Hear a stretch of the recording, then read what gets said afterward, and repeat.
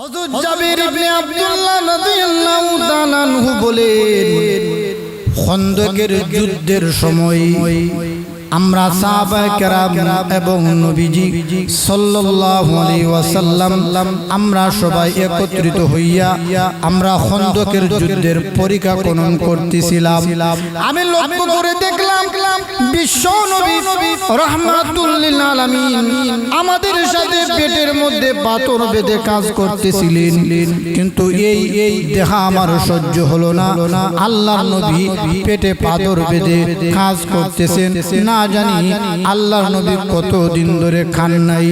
বিশ্ব নবী রাহমাতুল লিল আলামিন এর অবস্থা দেখে হযরত জাবির ইবনে আব্দুল্লাহ রাদিয়াল্লাহু তাআলা আনহু বাড়িতে যাওয়ার সিদ্ধান্ত নিলেন।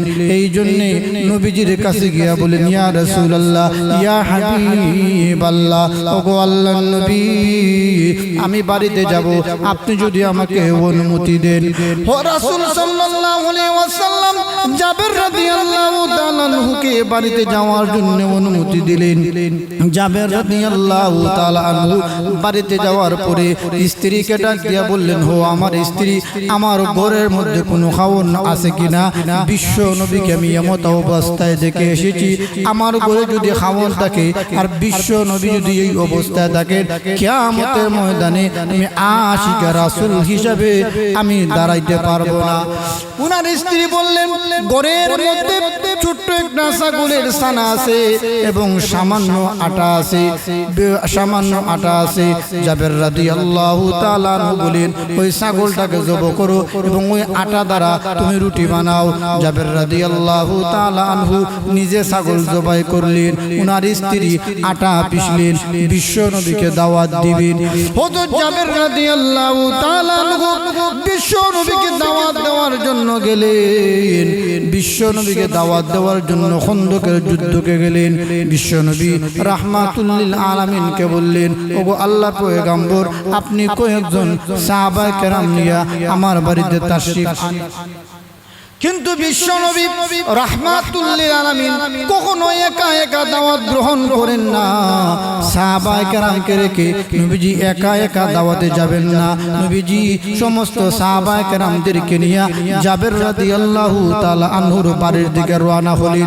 হযরত জাবির রাদিয়াল্লাহু তাআলা আনহু বাড়িতে যাওয়ার পথে তিনি একটু আগে বাড়িয়ে দৌড়ে বাড়িতে গেলেন। ওনার স্ত্রীকে বললেন, এখন কি হবে?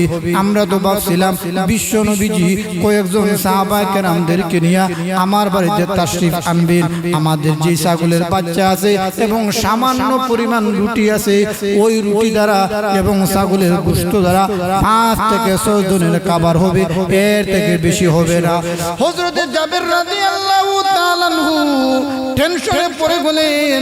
ওনার স্ত্রী বলেন, আল্লাহর পয়গম্বরকে কি আপনি বিস্তারিতভাবে খুলে বলেন নাই যে আমাদের ছোট্ট একটা ছাগলের বাচ্চা আছে, সামান্য পরিমাণ রুটি আছে, এই রুটি এবং ছাগলের গোশত দ্বারা 5 থেকে 6 জনের খাবার হবে। হযরত জাবির রাদিয়াল্লাহু তাআলা আনহু বলেন, আমি বিশ্ব নবীকে কোলে বলেছি যে আপনি আমার বাড়িতে কয়েকজন সাহাবায়ে কেরাম নিয়ে দাওয়াত তাশরীফ আনেন। কিন্তু জাবির রাদিয়াল্লাহু তাআলা আনহু বলার পরেও বিশ্ব নবীজি শোনার পরেও সমস্ত সাহাবায়ে কেরামদেরকে নিয়ে জাবির রাদিয়াল্লাহু তাআলা আনহুর বাড়িতে গেলেন। হযরত জাবির রাদিয়াল্লাহু তাআলা আনহুর বাড়িতে যাওয়ার পরে বিশ্ব নবীজি রাহমাতুল লিল আলামিন জাবির রাদিয়াল্লাহু তাআলা আনহুকে নির্দেশ দিলেন, হো জাবির, তোমার হাড়ি থেকে তুমি পাতিল নামায়ো না এবং রুটি তুমি নামায়ো না। জাবির রাদিয়াল্লাহু তাআলা আনহু নির্দেশ দেওয়ার পরে বিশ্ব নবীজি নিজেই পাতিল থেকে গোশত সাহাবায়ে কেরামদেরকে একে একে বন্টন করে দিলেন। সাহাবায়ে কেরামদেরকে রুটি বন্টন করলেন, গোশত বন্টন করলেন। যেই রুটি এবং গোশত 5 থেকে 6 জন সাহাবী হওয়ার কথা, বিশ্ব নবীজির দোয়ার বরকতে বিশ্ব নবীজি 1000 সাহাবায়ে কেরামদেরকে এই ছাগলের গোশত এবং রুটি খাওয়াইছে। আল্লাহ নবী রাহমাতুল লিল আলামিন বলেন, জাবির, তোমার বাড়ির আশপাশে প্রতিবেশী যারা আছে সবাইকে তুমি এই খাবার খাওয়াও, উত্তম খাবার খাওয়াও, বরকতময় খাবার খাওয়াও। জাবের রাদিয়াল্লাহু তাআলা আনহু বলেন ওই খাবার আমার পরিবার আমরা তৃপ্তি সহকারে খেলাম। 1000 সাহাবায়ে কেরাম আমরা খেলাম। আমরার প্রতিবেশী সবাই খাওয়ার পরেও যেমন তরকারি ছিল তেমনই রয়েছে।